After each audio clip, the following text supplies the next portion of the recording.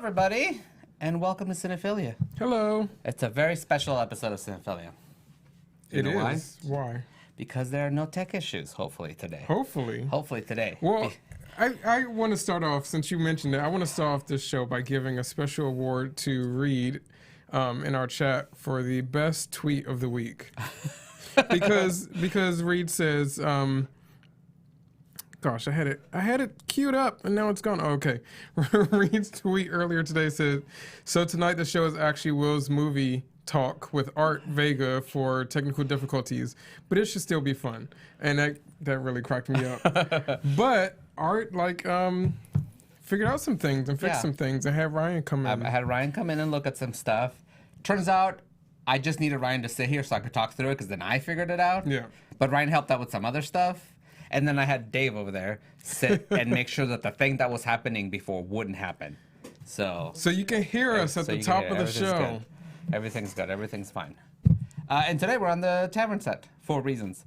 But yeah, so we're talking today about scary movie scenes that make an impact. Okay. Yeah. So I've been, all month, I've been doing a scene a day. I've been posting on Instagram and Twitter. And I've not been naming them. I've just been posting an image and letting people, run wild in the comments. But today's episode, I'm just going to be going through those scenes and talking about what movies they are. If you didn't recognize them, you can figure out what they are, and also why those scenes are scary. And you have some too. No, I only have one. Oh, you have one? I have one because when I've been watching your things, yeah, only one thing came to mind, and it would not leave my head. So we're just going to talk about the one because you have a lot of them. But I'm not doing all 31 of mine because I'm doing it for the whole month, but I'm only doing up till 25 since it's the 25th day of the month. Oh, okay. I'm not going to spoil the ones that are still to come, so you can, follow to see the rest of them. Yeah. Usually, let's go ahead and start out with a little bit of news. Dun, dun, dun, dun, dun, news. A few things in the news. I think the biggest thing in the news, and I think everybody's been talking about, is the accident that just happened on Rust. Is it Rust? Rust, yeah. The Alec Baldwin movie, which has been a huge deal and a big thing, and it's gonna have a bunch of after effects stuff that's gonna happen over the next few months.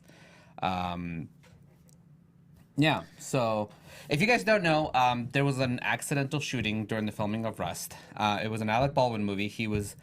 They were shooting a scene where Alec Baldwin was pointing a gun at a camera and shooting in it, and apparently for some reason, unknown reason, nobody knows why yet, the gun had a live bullet in it. It wasn't like an accident where it broke or something. No, it was an actual live bullet, and it killed the cinematographer for the movie, and it injured the director. So that has been a big deal that's been happening in the last week. And from what has been gathered so far, it definitely feels like it was an absolute lack of safety and a complete oversight, a failure in somebody's job. They still are trying to pinpoint who.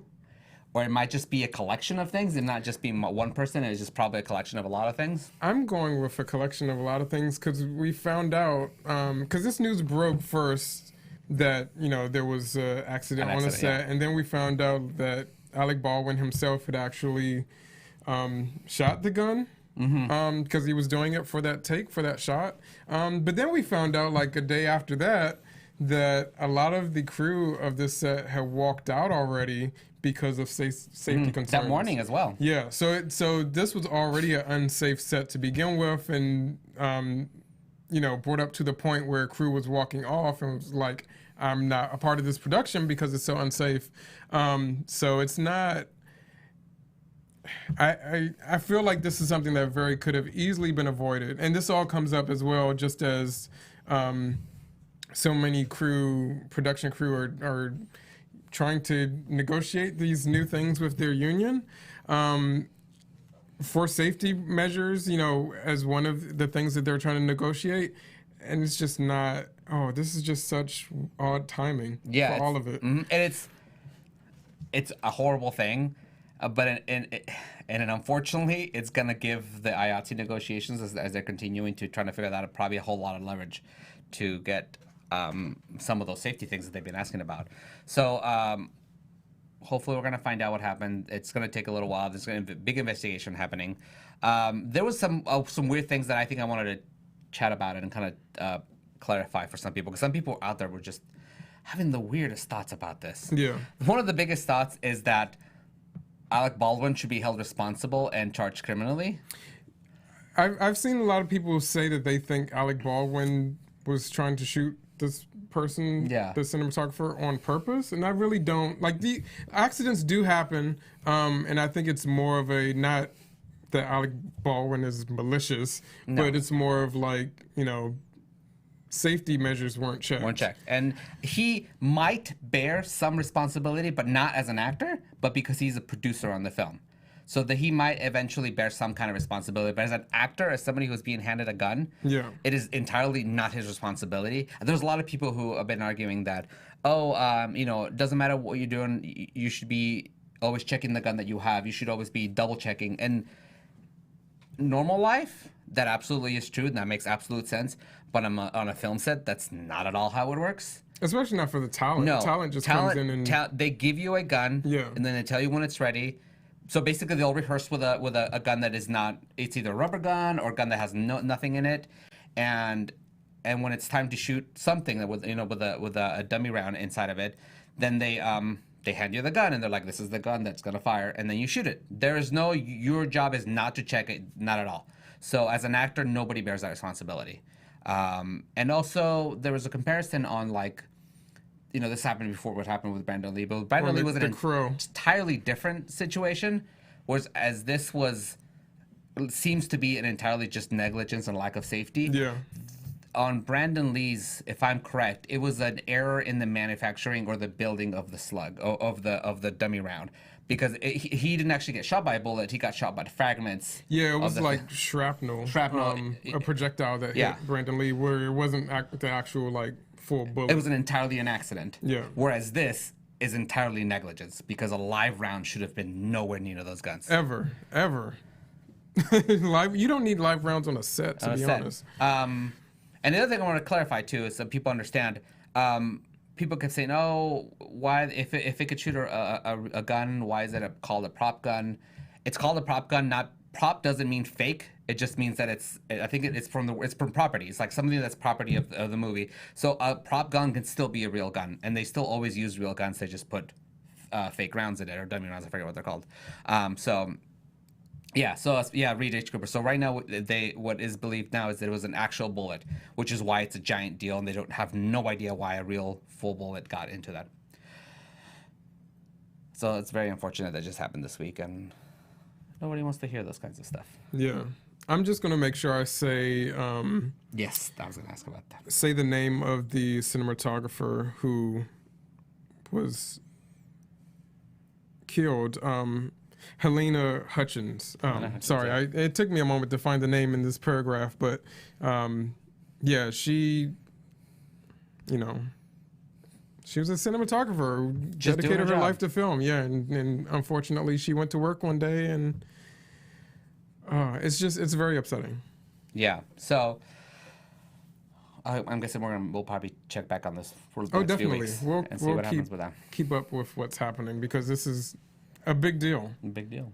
I don't know why I just repeated that way. On other news, happy news.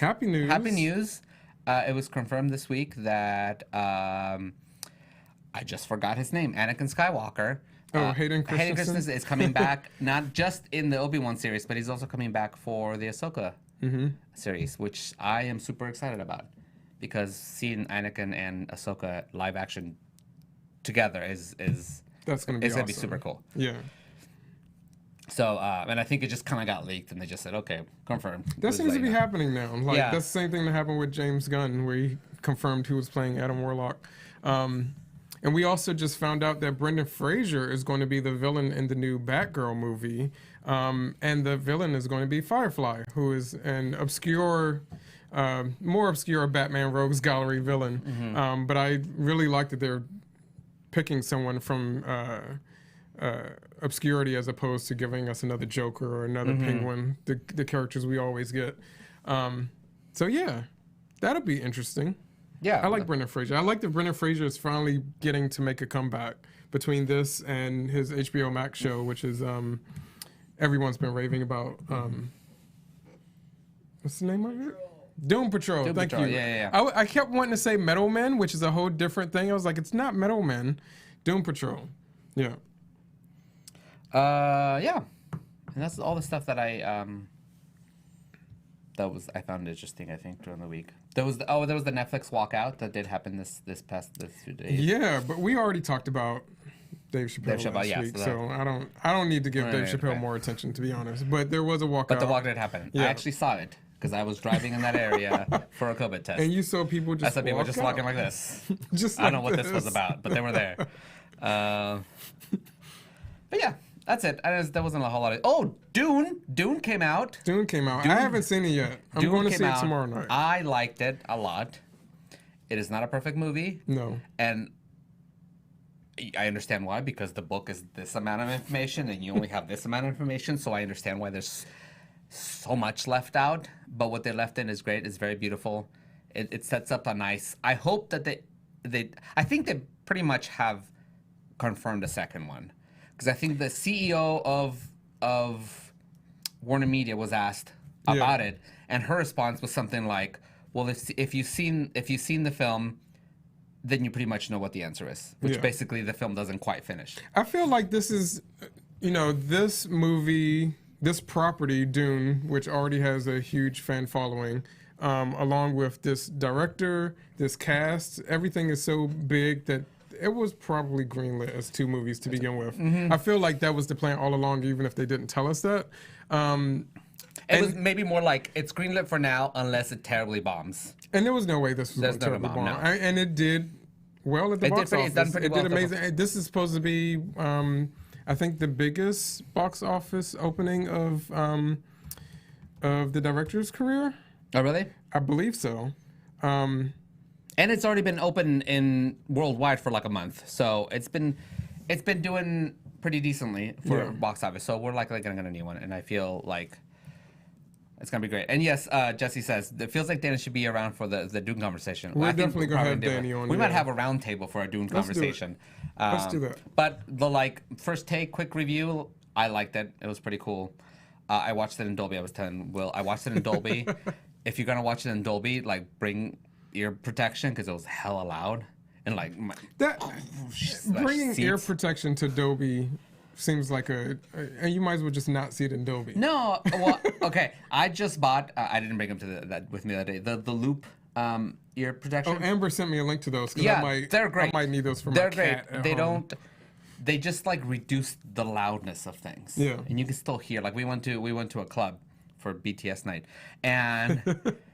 Like an old person, we got a balcony, the VIP balcony area, so we had to be around people, and I just put my things, and I got to enjoy the music without feeling like I wanted to stab my ears after the 2 hours of being. No, we were there for the longest time too, because Amber was having a blast. So, I recommend. This is weird recommendation at the beginning of the show. The Loop earplugs. They're pretty good. That's your recommendation. I thought you were going to say Dune. This is my pre-recommendation. Oh yeah, go watch Dune. If you can watch it in the movie, this is definitely one of those ones that you should watch at the movie theater. Yeah, we're going to, because it's on HBO Max as well, but we're going to see it in the theater tomorrow because it feels like just that kind of movie. Yeah, now I'm going to watch it a bunch of times on HBO Max, but I already watched it in the movie theater. And that reminds me, I need to cancel my ticket because I was supposed to go tonight, and now I'm not. But yeah, that's kind of about it for... Yeah, I don't think I have much news this week. You guys go watch that Blue Sky Animal or Muppets video. That's really cool. Yeah, go watch it's called Dear Earth. It was part of the Dear Earth thing that happened this Saturday. It's a new Muppets music video, Mr. Blue Sky by ELO. They did their own version, and maybe I worked on it. Maybe. And Dan says Amber talked about them on Instagram and I bought them for my dad. The loops. Oh, the loops. Cool. Yeah, they seem cool. Last night I got to do an event in Hollywood, which was really cool. It was a Queer Black Hollywood event. It was the first live panel screening that this company had to promote queer Black voices in the industry. So we watched a screening of Suicide by Sunlight, which is a really good short film. about daywalking vampires who are black, and because the melanin in their skin, they can walk around. They can walk around. The sun doesn't bother them. It's awesome. I mean, it's a great premise. And then we had a discussion about like queer black horror and the state of it today. And I got to speak with Nay Bever and Drea Washington and Jamal Douglas, and it was a really good event. So, yeah, thanks for having me, Queer Black Hollywood. I want to see this. This sounds real fun. Yeah. Cool. So that's it for news. Let's jump over to some trailers and read a little bit of a break from Samara. was Samara freaking him out? Oh look, I didn't crop this one properly. It's okay. We can sit like this. We'll sit like this. So this first trailer is from a movie called Ambulance, which is by it's a God, why do I always forget names when I'm here? I know his name. We need, you know what? I need to know. I didn't write stuff in front of me. Well, yeah, the next thing that we need to upgrade this show with is cue cards. Cue cards or a teleprompter. A teleprompter. That would be amazing. Or a super attractive person folding cue cards. Well, that's why I said cue cards to begin with. But there has to be a super attractive person. Otherwise, we'll want to look that way. Otherwise, we'll get distracted by this monitor over there. We can have Dave hold him up. Dave. He's super attractive. Yeah. Michael Bay, thank you. It's a Michael Bay movie? It's a 3-minute Michael Bay movie. Yeah, this is kind of what I kind of heard this trailer. Yaya's in a Michael Bay movie? I like that, before you press play, I like that there's Candyman here with Candyman. Here we go. All right. I'm sorry, brother. Sorry that I brought you into this. I just wanted things to be the way they used to be.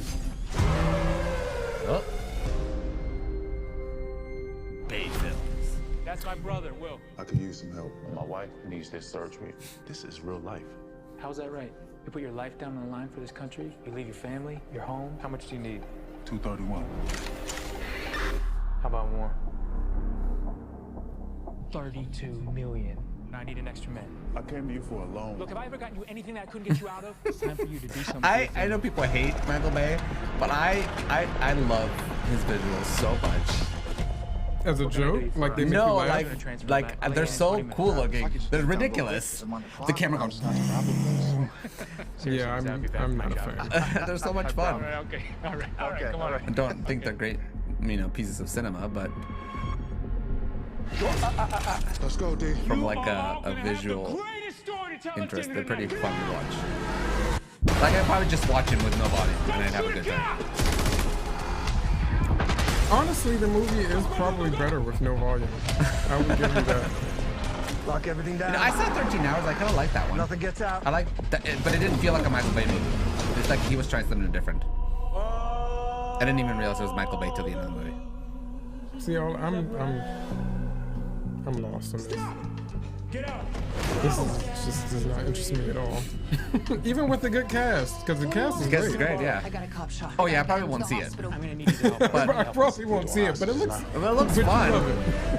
If somebody could just edit like all the action scenes for me into one video, We got a brother that's cop what I on would board. like. Do you have EMT experience? Combat triage. You're a soldier. Yeah. We are trying to save you. I'm pretty sure that I saw a behind the scenes, or it might have been that shot, a yeah. behind the scenes clip of this movie on social media this week. And I have some things to say about it. You think you're so tough with that gun. Reed makes a good point. He says they did. The trailer is just that. All the action scenes. That's all I have to do is just watch the trailer. Just watch the trailer. It's like Anna de We're not Armas the bad guys. understudy. We're just the guys trying to get home. We don't get to walk off into the sunset. Danny, everybody knows how dangerous you are. Do you? You get your helos out of here now! I'm gonna get you back home, little brother. I'm gonna get everybody home.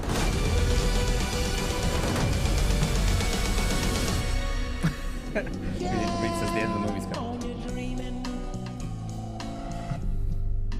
Ambulance. Emphasis on the LA. Oh. So in the wake of what happened what we were talking about earlier about safety on film sets. There was a post going around Twitter and Instagram about something that happened on Michael Bay's Transformers set, one of the Transformers movie, where this person had a portion of their, this is going to get graphic, a portion of their head sliced off. Oh, that's fun. They They didn't die, but they accrued like hundreds of thousands of dollars in medical bills. Yeah. And the production was supposed to pay for those medical bills and never did. A Michael Bay production. So that's also been making the rounds as people are sharing their stories about how unsafe film sets can be. And at the same time, Michael Bay posted himself a behind-the-scenes shot from what I believe is this movie, because it's just a shot of like this car flying through the air on fire, hitting police cars. There's lots of police cars in this movie, and the crew of the set running and ducking for cover. Holy shit. Yeah, it's not good. And that's, when I look at that trailer, that's all I can think of, and I'm just like, this movie has no interest for me, because I just see people getting hurt left and right in these Michael Bay action movies. Man, I'm on sets and stuff. I get like every day we get like safety overviews every single day, the same thing, and I only do puppet stuff. Yeah, like, and these things should be so much more careful. They should be. I mean, and to think of how much stuff is just done with CG these days. And I'm a practical effects guy. I love things that can actually happen on set. But when it comes to safety, like, take some precautions. Just use some CG if you need to. Like, or even, I mean, those crazy things can be done safely, but they require time. Yes. And sometimes production does want to spend the time. When they spend the time, it is completely safe, or as safe as they can, because there's always a chance for error, but as safe as they can possibly be. Most likely everything will be fine. But it does take stunt coordinators, all that, all those kinds of people, a lot of time to prep and make sure it works fine. Because when they take the time, it's great. And it's super safe, and nobody gets hurt. But I'm glad that all this stuff is coming to attention, because it's time for, these things to change so that people can take the time and do things and make better movies. No movie, as much as we love movies, no movie is worth someone losing their life. No. Like, point blank. Not at all. So, or even getting injured. Even, people should not come out of film, being paralyzed or injured in any kind of major way like that. So, anyway. Cool. Another trailer. Another trailer. Okay, I gotta be honest, I already watched this one, and then we'll talk about it. Okay. This is for the Uncharted movie. Oh. Starring I've Tom seen Holland. parts of this trailer, but I haven't seen parts of it. There it is. The official trailer. There are places out there you can't find on any map. They're not gone. They're just lost. Reed says, I predict Ark to hate it. I feel like Ark's gonna like it, and I'm gonna hate it. A little old. That's my prediction. Well, some of you might just be surprised by the answer that I will give you in a minute. Why the map? This path that Ferdinand Magellan took to sail around the world. You know your history. It's the biggest treasure that's never been found. 5 billion, easy. I think you're here because of your brother. Wait, you know my brother Sam?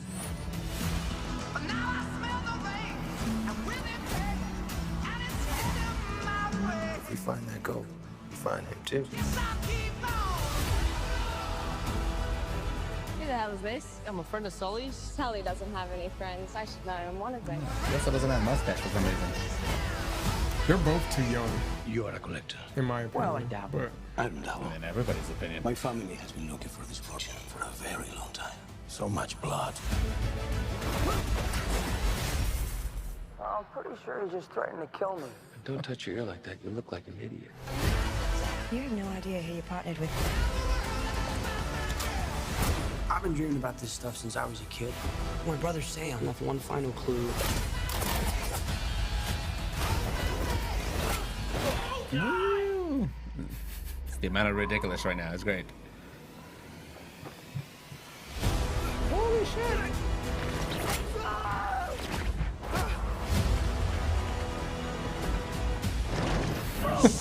I mean, this scene is very much a video game. This scene is directly from the game. Yeah. This scene exactly happens in the game.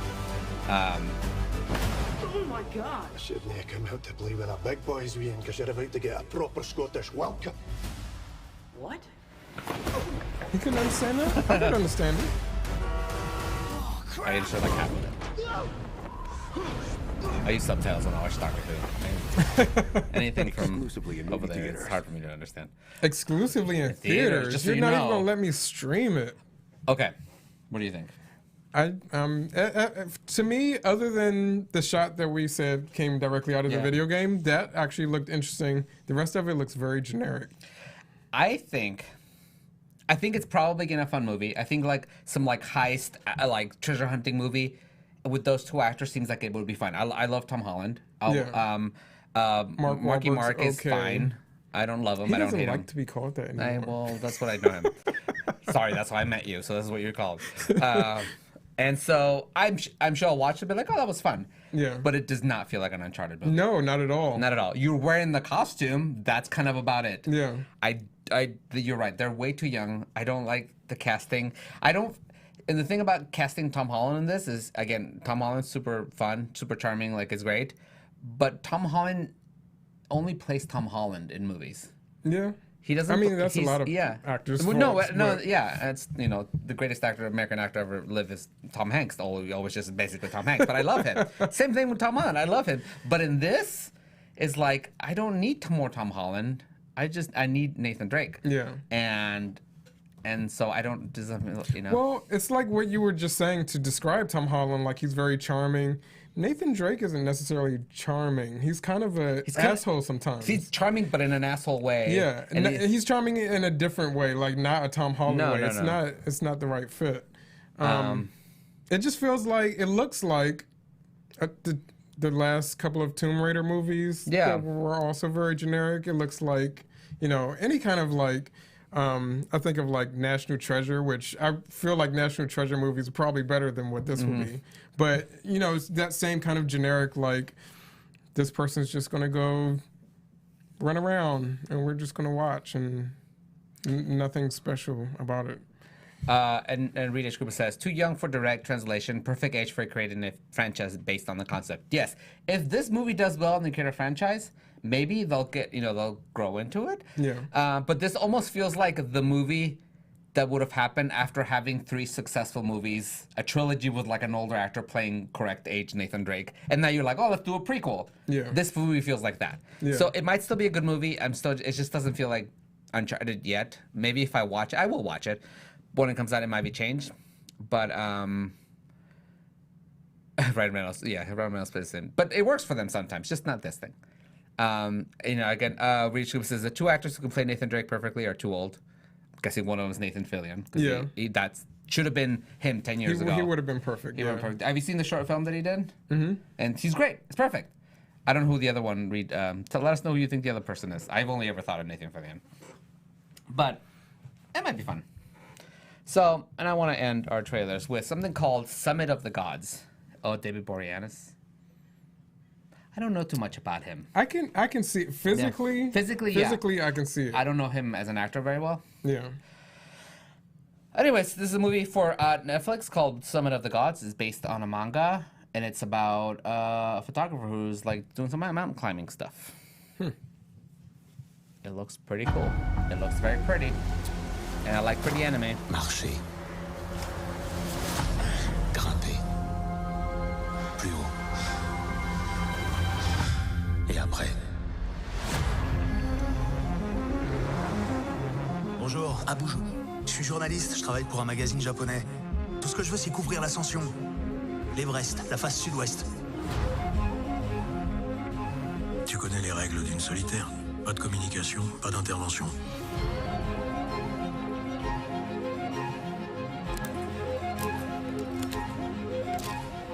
Pour quelle raison aller toujours plus haut? Être le premier. Une fois qu'on y a goûté, et on ne peut plus s'en Wish I knew passer. what they were saying. Il n'y a plus que ça qui Covered compte. up the subtitles. Oh well. In a visual medium, you should be able to follow. Il y en a qui cherchent un sens à leur vie. Grimper, c'est la seule manière que j'ai de me sentir vivant. Is this a French adaptation of a manga? I think so. Pour certains, la montagne n'est pas un but, mais un chemin.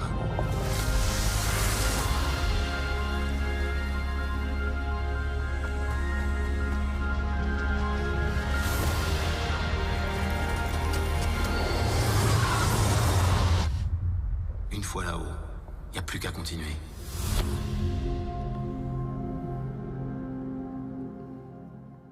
Of everything we watched so far, that's the most interesting to me. I'm looking forward to that. That looks cool. November 30th on Netflix. I was saying, like, when the pandemic first hit, I was saying we're probably going to get a lot of cool animation coming out because that's what people could do when they're, you know, at home. And I guess this was probably in production before the pandemic, but I think we're going to start seeing the fruit of that. A lot of cool animation is going to start coming out soon that people have been working on over the past 2 years. Yep. Well, let's get on to our main topic, which is scary movie scenes that made an impact. That was a long title. I didn't remember. Yeah, So- scary scenes that made an impact. And where did this come from? Where this? I actually, the funny story of how this started was I actually stole this idea from Brian Fuller, who was doing it himself. Brian Fuller was posting a scary scene a day. You guys know Brian Fuller, right? Creator of Pushing Daisies, writer and producer on Star Trek, and lots of cool television shows. Pushing Daisies. I said Pushing Daisies. Oh, I wasn't paying attention. That's the first thing I said. I check out sometimes.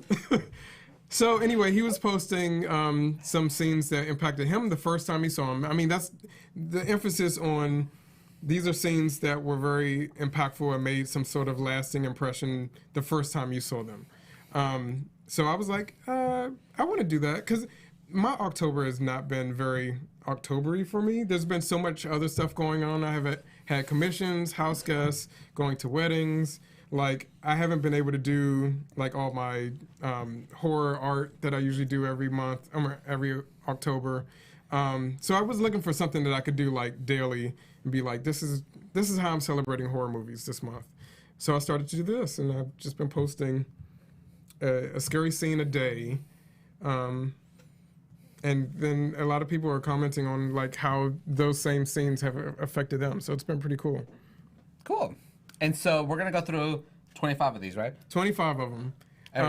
I have not been posting them with the movie titles, so I figured a fun way to do it tonight would just be to let one of them pop up. You guys, I think you guys will recognize most of them. I think most of them are recognizable, but for the ones you don't recognize, then, you know, we'll get into it. And they're coming up in a potentially random order. They're random order. Just let it grab. There's no ranking. Like, they all affected me. And Will equally. doesn't know which is coming up. Nope. Because I just threw them in a folder. Well, let's start with our first one. Okay. Which is this. This one. This is it really in like a randomizer? It's not a random. I just grabbed them all, so they might be in the order that you gave them to me. Okay. Yeah, this is not the order I gave them to you, so it should be. Does anyone in the chat recognize this? Because this is it's a classic movie, but I feel like it's an underrated, kind of unknown movie at this point. It's a anthology horror movie from 1945, I want to say. It's not that old. Let me pull up the date. Yeah, it is that old. It's from 1945. So it's, if you've not seen this, it's a movie called Dead of Night. Like I was saying, it's an anthology horror movie from 1945. So the premise of the movie is that this guy, these people are sitting around a tavern. I was trying to check the chat, and there was like a lot of stuff going on, and I was like, I'm not dealing with that. These people are sitting around telling like ghost stories, and so the anthology comes in with the different stories that they're telling. And one of the stories has to do with this guy who is a ventriloquist and has this ventriloquist dummy, which is creepy in itself, of course. But the dummy is kind of like a precursor to Scarface and Batman, where the dummy kind of is in control, but you don't know if it's actually in his head or if it's real or not. But this scene in particular, I'm going to explain why these scenes in particular that I've taken the shots from creeped me out. Because this scene is from the climax of the movie. I won't spoil what actually happens in as far as characters in the movie, but I will say that this scene deals with someone. After hearing this story earlier in the movie about this dummy, someone comes across this dummy, and the dummy stands up and walks towards him. And as a kid watching it, it freaked me the fuck out. And it's obviously like someone shorter who can, is the size of the dummy in this dummy costume, but it really is like full face mask, full body outfit to match the dummy, and he's just walking, precursor to Chucky, all of those like scary movies about dolls and stuff like that. This, from 1945, it just creeped me out, and it's in that old black and white, like old classic Hollywood style. That's at this point kind of creepy anyway because of the datedness of it. So yeah, this movie really, really stuck with me. I don't come across a lot of people who have actually seen it. What's it called? Dead of Night. Yeah. I don't know. Yeah, but it's worth, if you can find it, it's worth checking out. Reed says, speaking of walking puppets, Chucky TV series is really good. I've not seen that. Yes, it just started. I haven't been able to watch it myself either, but I've heard nothing but good things about it. Who's voicing Chucky? Yeah, it's the original voice is back. Yeah, okay, cool. They brought him back. It's good. Not. It's a continuation of. Well, actually, I don't know if it's a continuation or a remake, but it's with the original Chucky. It's not. Okay, it's possessed Chucky. Yeah. Okay. It's not that last remake Chucky that we had that was kind of not great. It's regular Chucky. It's regular Chucky. Cool. All right, here comes the next one. Bloop. This one. Oh, you're going with all the obscure ones first. I have a feeling no one's gonna know what this. I feel like I know this. I have mentioned this movie on the show numerous times before, but I don't think many people have seen it. So this if I know this is probably because you said something about it. This is another horror anthology, and I guess I find that I like horror anthologies when you can just get some ghost stories together. Because a lot of stories don't really need a full feature film to tell. Sometimes they drag on. But this is from the movie Kaidan, which is a Japanese horror movie based on a book of the same title, but with differing stories than the book. But it's all about Japanese ghost stories, and this shot is from the very first scene, the very first story in the movie. That's about this guy who leaves his wife and kind of, doesn't treat her very well. He seems like a good guy otherwise, but he kind of like gets mixed up about what he wants out of life and stuff like that. And so he kind of leaves her and ends up realizing after he's left her that he really does need her and goes back to her. But this scene is him coming to realization that he's returned too late and they're actually dead. Oh, fun and then the cinematography in this you would actually love. Like everything just goes so wonky, and there's all these weird crackling sound effects to show like the decay of the house that they used to live in. And of course, all of this like theatrical Japanese makeup and stuff like that. It's such a good movie, and this is just one. Like every single story in this anthology is amazing, but this is just the very first one of it. And watching the movie for the first time, I was hooked just from this first story, and then the rest of the stories get even better. This is the one that creeped me out the most, but the other stories are all very well done and very interesting. Again, it's Kaidan. That's from 1960. I've got a list here. 64. I've got a list here, and I've got a partner yelling at me from off screen.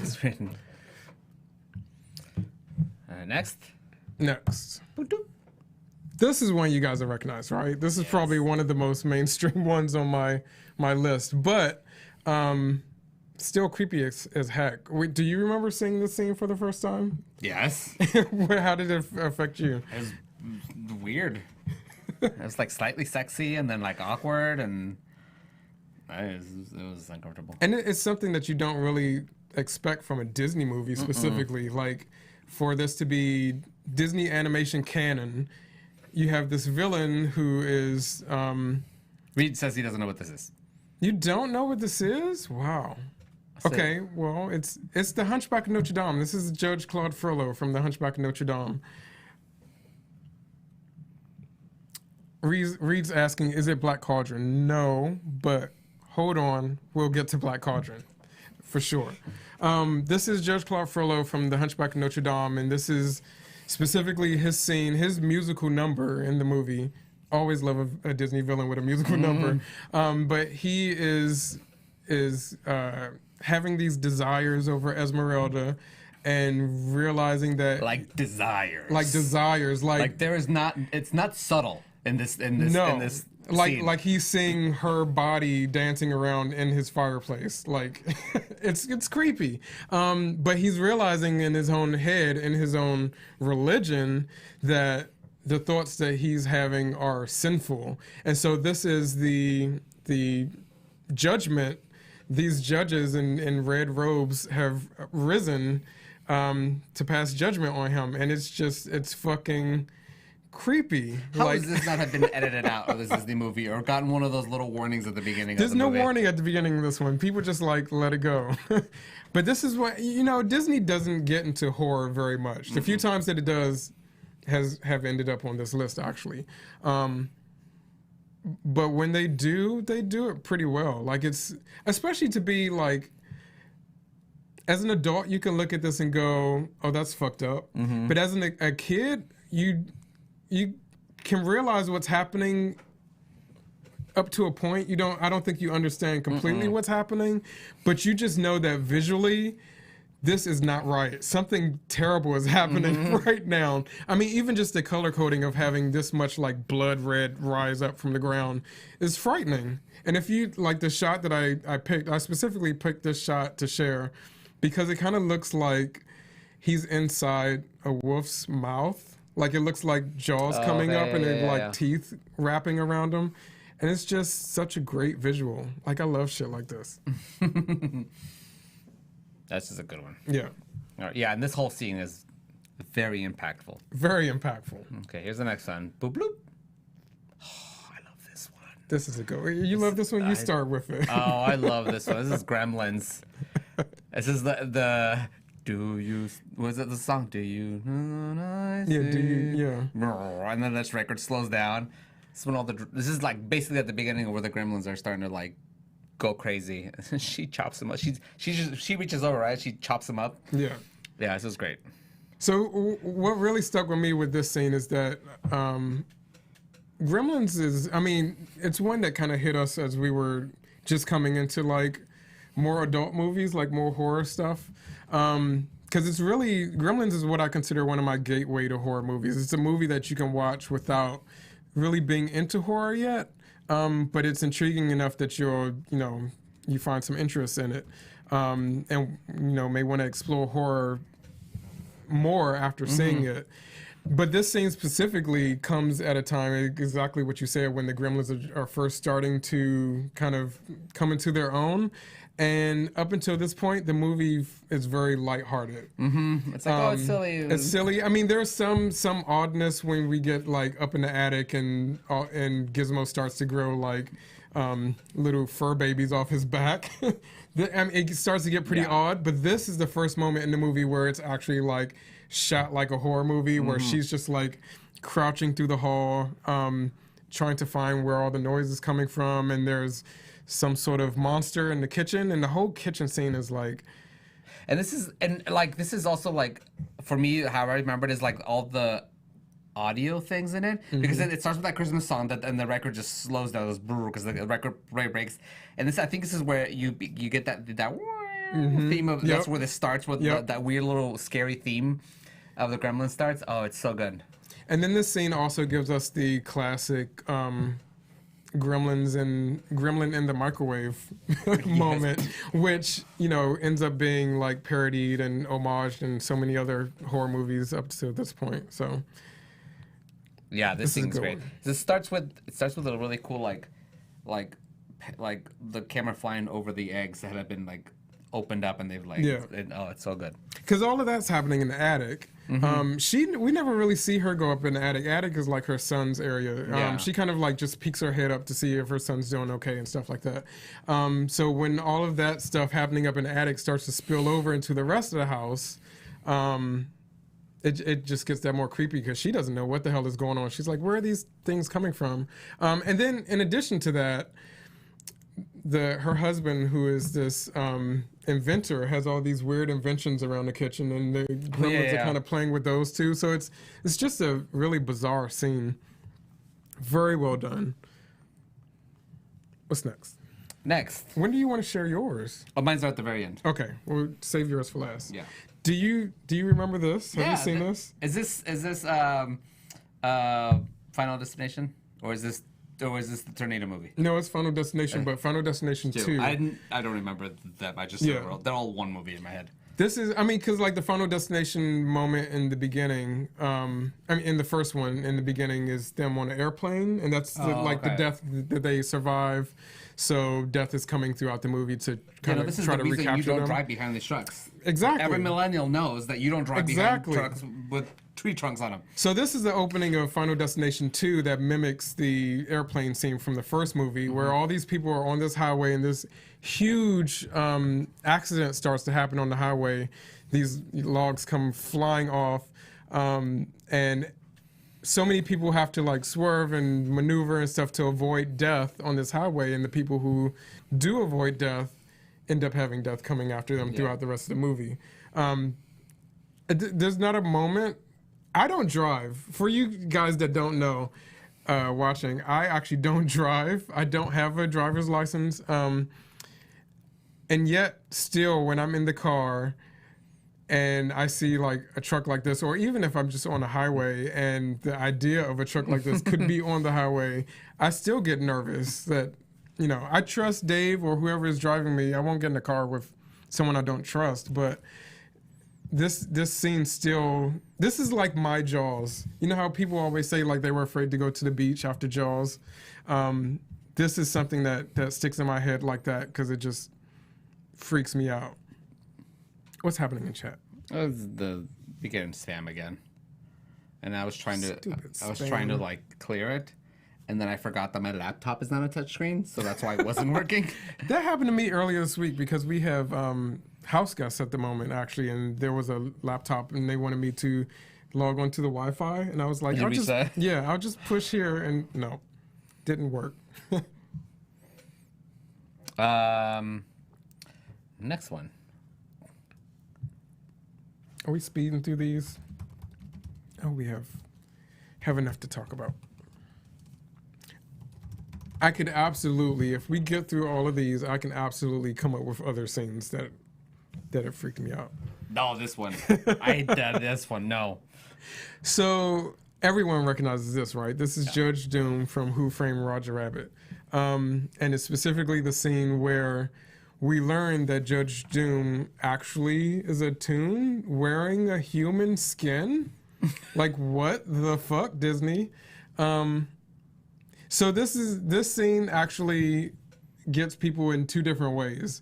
One is this turn where he like turns and you see his eyes for the first time, and his eyes are just like, the way his eyes are animated is so fucking creepy, because they just like kind of go all over the place. They're going not necessarily in the right direction to match each other, but it's just all wonky.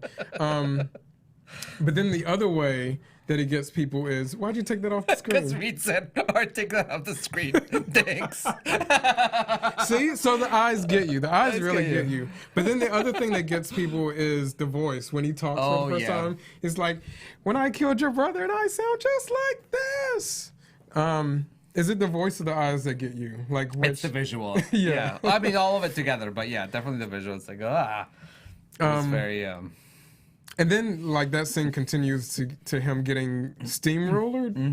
Oh, no, it starts with him getting steamrollered. That's where we start to learn he's a toon. And the way that he gets up when he's steamrollered, where he's, like, all floppy, it's so well done. Like, I love Who Framed Roger Rabbit. It's such a good movie. It's a great movie. Yeah, that kind of messed me up a little because the rest of the movie's kind of fun. It's all like guns and then all of a sudden it went to like borderline horror movie. And it was not okay when I was a kid watching that. Yeah, and I think the combination of animation and live action has still not been unmatched to that movie. That movie is just amazing in its technicality. But up until that point, it was humans and toons interacting in a very like amazing way, and to see a human looking character then with toon features, something just like it's very it just triggers uncanny, something very weird. Yeah, uncanny valley. Yeah, exactly. Yeah, that was uncomfortable to watch. It was uncomfortable for Reed to just look at just now. Basically. All right, next one. Here we go. This is what Rhea was asking for earlier, Black Cauldron. Honestly, not a great movie. I'm not a big fan of this movie as a whole, but the Horned King as a character and the climax of this movie, I would say is probably one of the scariest moments in Disney animation. There's something about this skeletal creature, because we're all familiar with villains like Skeletor, who is a skeleton, but he's like purple and buff, and you kind of just like looking at Skeletor. The Horned King is not that. He's decrepit. Actually scary. He's actually scary. And then he has the actual Black Cauldron that then raises zombies, up to be his army, and we just see like all of the undead approaching in a Disney movie, and you don't expect that kind of thing. And this also came at a time where I feel like a lot of these movies actually are around like somewhere between, there's some exceptions that we've already seen, but somewhere between like late 70s, early 90s are when a lot of these movies take place. And not just because I was at that age where I could be impressionable and scenes like this could have an impact on me, but also because the movies of that time were going through like a technical change where we were getting lots of digital special effects along with practical special effects. And I think that those digital special effects weren't quite honed in yet, and yet the practical effects were. And so when you combine them, it's just like with what I was just saying with Who Framed Roger Rabbit. When you combine those kinds of special effects together, it makes for a very odd feeling during that time because things hadn't been worked out quite yet. The Black Cauldron was a movie that Disney was trying to not be Disney with. And so they were looking at other movies like the stuff that Don Bluth had done that used a lot of different kind of special effects, and we're bringing in stuff like that. So then we get stuff like when the Horned King is bringing the undead to life out of the cauldron, we get this green foggy mist happening from the cauldron that's actually live footage of smoke then superimposed on Disney animation, and it doesn't feel right. It feels weird, and that adds to the creepiness of the scene because something about it in your head, even if you don't know what's happening, something about it says this does not feel natural. This feels like horrific. So I think that sometimes even things that weren't intentional, because I'm sure that they did that stuff trying to make it just look good, it adds another element to the creepiness of it because of the work that was going into it. And then we also, on top of all of that, on top of the physicality and the visual of it, William Hurt playing the voice. Not William Hurt, John Hurt playing the voice of the Horned King. And he's such an amazing actor anyway. He's got this really strong voice, this strong presence. And I remember finding out that he passed, and I actually watched this movie in memoriam of him just because the performance of the Horn King is so good, even though the rest of the movie is not that great, to be honest. Is this on Disney Plus? Yes, it is. Okay, I need to watch it because I saw it when I was a kid or younger, and I remember very little. Yeah. Like when I see images, like I remember that they were there, but I don't really remember the movie. I mean, like I said, it's not a great movie, and there's a reason why a lot of Disney movies have kind of fallen off and don't get the attention. Yeah. I don't understand why that has happened to Atlantis, because that movie's amazing. That movie's great.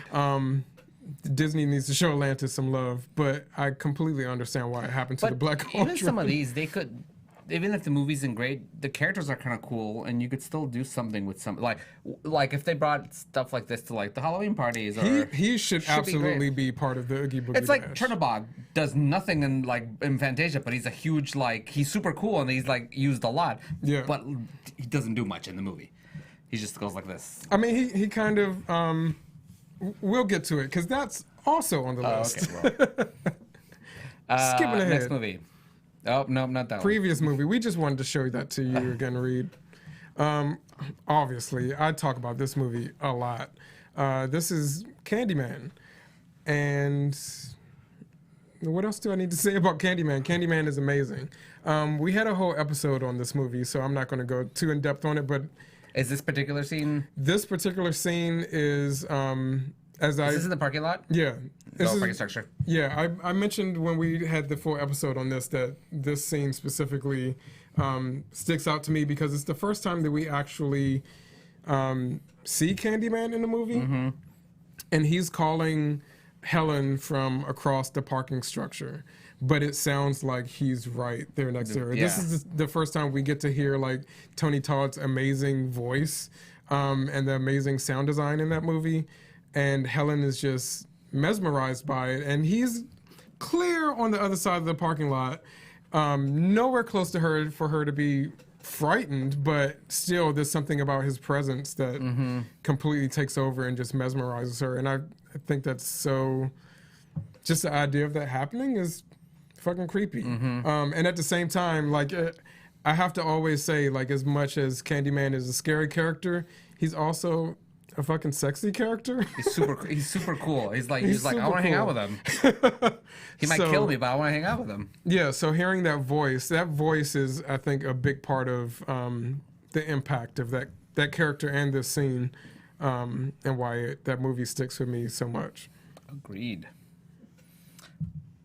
Next one. I have no idea what this is. I think that the clue to figure out what this movie is actually covered up by us. Oh. So if you don't recognize this movie, here's the clue. She's investigating, she's holding and looking at and checking out a little button that has a silver shamrock on it. That's the clue. Oh, is this Leprechaun? No. I mean, that's a good guess. I was like, that's a good guess given that clue, but it's not. It's a fun movie, but I don't know if this is like a you movie. No, Leprechaun is not. I mean, it is fun, but it's not scary. It's not something that's going to make an impact like that. This is actually Halloween 3. This is the one Halloween movie that does not have Michael Myers. So when they made this movie, they were planning on spinning off Halloween into this anthology franchise where every movie was going to just be a different story because they figured, we're done with Michael Myers. Yeah. What else is there to do? We did two movies with him. People said no.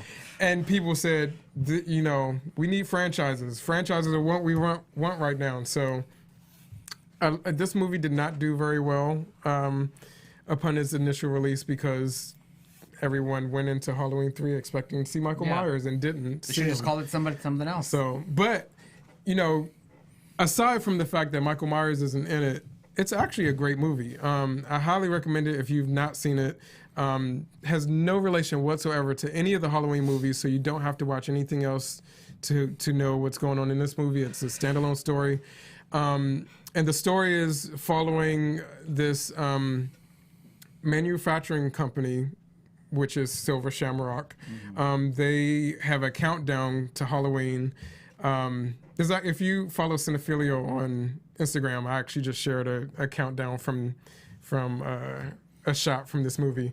But they have a countdown for Halloween because there's this big Halloween, this big event that they're going to hold on Halloween with anyone who's wearing a Silver Shamrock costume. They make costumes and masks for kids to wear trick-or-treating.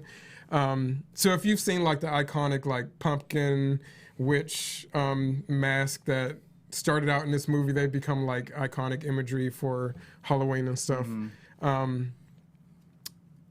She is someone who I think she owns a store, or there's a lot of people coming into town where this manufacturing company is to buy the product to take back to their stores. And they're all put up in this hotel room while they're in town. And so she's gotten some stuff. She's taken a tour of the manufacturers and stuff, and she's gotten some stuff, and she has this little silver shamrock button that she's investigating. And it's a clue. What happens with the button is a clue to what's going to happen at the end of the movie. I don't necessarily want to give it away if you've not seen it, because I don't think you've seen this movie, right? I have not. I recommend watching it, but something happens to her in this hotel room while investigating this button that comes completely out of left field. And it's one of those moments, because the first time I saw this was on, it was streaming somewhere. I think it might have been Shudder or somewhere, because I didn't see it. It's hard to find compared to the rest of Halloween movies, because it didn't do so well. So once I finally got access to watch it, I was like, okay, I can finally see this. And I'm watching it, and it's one of those scenes where as soon as it happens, I'm sitting there with my mouth like open. My jaw just dropped, and I had to pause the movie and rewind it and watch it again to make sure I saw what was happening, because I was like, did that just happen? So it has stood in my head for being a moment like that. It's a really, really good moment. And the special effects in it, you know, I've been talking about loving practical effects. There are some practical effects in this scene that have to do with that moment, and they're very well done, like to the point where I was just like, oh God. Yeah. All right. So I'll have to watch this. Yeah. I think it may still be. Let me see where it's still. Yeah, let's find if out. it's streaming somewhere. It might still be on Shudder.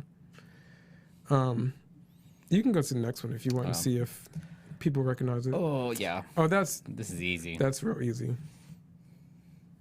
This is The Shining. Halloween 3 is not streaming anywhere. I tried. We're gonna have to get the Netflix DVDs. I will say, I know sometimes we make recommendations and you're like all upset with me that I recommend stuff that isn't streaming. And I'm just going to say anything that I bring up is something that I find to be amazing on this show, or that I recommend that isn't streaming. The reason that I'm talking about it is because I love it and I think it's worth a rental if you need to rent. I'm just going to say.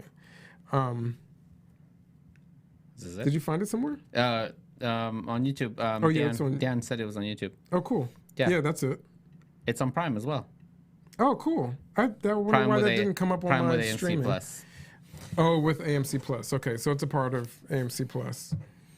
And especially right now, maybe this month, you're likely to find it on a streaming service because they probably just add all the Halloween stuff. Yeah. So yeah, this is The Shining. Stanley Kubrick's The Shining. Stanley Kubrick's The Shining, which Stephen King hated. Yeah. But we love. I think most people love it. Yeah, it's a great movie. And it has a lot of great scenes that make an impact. It does. This is only one of them, but I feel like this is, for me, the most impactful one. Yeah. But there are, like, the shower scene is impactful. Mm-hmm. The bloody elevator. The bloody elevator, the twins in the hallway, him chasing, Jack Nicholson chasing Shelley Duvall up the stairs is another scene that's really well done. But this one, this is the iconic moment. Mm-hmm. And I will say, I think I'm going to go, like, differentiate a little bit, because I think that most people love this scene because of Jack Nicholson coming through the door and saying, "Here's Johnny." Like, that's the iconic moment. This scene, for me, is made by Shelley Duvall. Like, fuck Jack Nicholson. Shelley Duvall, look at her face. That's why I chose her to show off instead of him. I think that her fear is so palpable that's what really sells this scene. Jack Nicholson could have been doing anything, really. Yeah. I mean, he's saying a late night TV tagline, but it's really Shelley Duvall who's selling how intense this scene is. And British Cooper says she's not acting. It's real. That's another thing that I was going to bring up, is that the unfortunate side of this is that Stanley Kubrick really treated Shelley Duvall awfully on this set. On purpose, because on purpose. Because on purpose to get this kind of things from her, which is interesting but like awful. Awful. I feel like if you hire actors, excuse me, you should hire actors that you trust to be able to act and do what you need them to do. I mean, sometimes it's helpful to do things where you not to this level. But some actors that, like when they did Saving Private Ryan. Yeah. They Matt Damon, they didn't send him to boot camp as they made every other actor send them to boot camp, and they were hoping that would generate a little bit of like friction between animosity. Yeah. And they did that too in West Side Story. They kept the Jets and the Sharks separated at all times during filming of the movie to get a little bit of like competition, which I think is fine because there's a little bit of manipulation, but he went way out of control. I feel like that is more like manipulating abuse. That was more like manipulating the situation that the movie is filmed in, as opposed to abuse. Yeah. He was really, the manipulation that he put on Shelley Duvall was kind of only aimed at her, and just putting her in an awful headspace as opposed to an awful like I don't know. You don't want to have an awful movie set situation anyway, but what he was doing to her was much more like mental abuse. Yeah, and kind of taking advantage of her. Yeah, he pushed it. But I love Shelley Duvall. I feel like she would have been capable without it. Yeah. And I've seen her in other movies, and she's completely capable of doing what needs to be done, and she's great. So I celebrate this as a great look at Shelley Duvall, and not as his abuse, All right, let's go on to the next one. This is another obscure one. I don't imagine anyone watching has ever seen this. I got Dave to watch this, and he enjoyed it as much as I did. So this is a movie called V, spelled V-I-Y. It's a Russian horror movie. Let me double check that. I want to say Russian. Yeah. I want to pull up the. He says this doesn't even look scary. So what's interesting about this movie? Is that better? Okay, I'm going to talk about this movie in a moment, but first I want to address something else that actually relates to this not looking scary. I was finding when I was looking for movies that had an impact on me, that a lot of the movies that I shared, in fact, all of the movies that I share, all of these scenes, the reason that they were impactful for me was because of the atmosphere created in the movie. Mm-hmm. Atmosphere is like one of my favorite things, and a lot of times that doesn't translate to a still image. Yeah. You kind of have to be in the moment, because the atmosphere is built up by the cinematography, the timing of the editing, the music, the acting, obviously, and how like people react to the atmosphere around them. All of that. So I can totally get that this offhand looks like very cheesy and kind of fluorescent blue, and like it doesn't seem like it would be scary. But the setup for this scene is that this guy is he's in like the priesthood and this woman has died, and he has to like read rites to her over her dead body for like 3 nights in a row. He's stuck in this church every night, overnight. He has to stay there. He's locked in overnight, and he has to like do this ceremony so that she can move on to the next plane. And she communicates through a mime routine? No. Oh.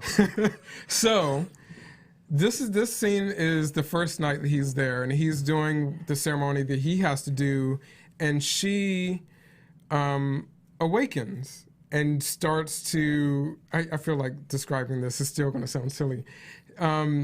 She starts to explore the room, but she can't see him. He's drawn like a protective line circle around himself, so she can't enter the circle.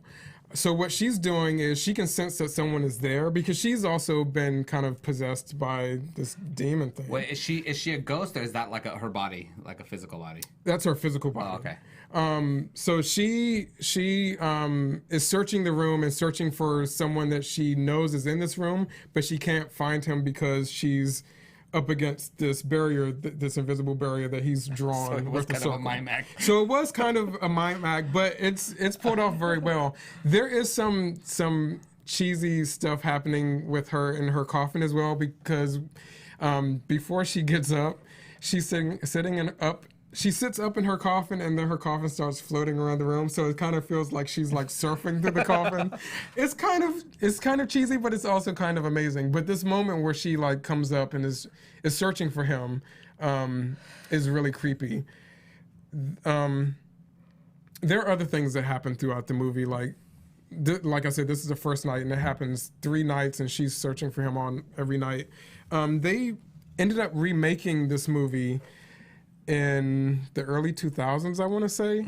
But instead of making it a horror movie, they made it a action movie, which is very strange. So this scene happens again in the remake, but instead of it being like horror driven, it's like all of these wild monsters, instead of it being just her, all of these wild monsters come up and they're like all around him, and it's more like an action scene where they're just like jumping around and doing all sorts of weird stuff. And of course they're all CG. So it doesn't quite have that same atmosphere. Is this a Russian remake? Yeah, it was a Russian remake. Okay. And what else was it?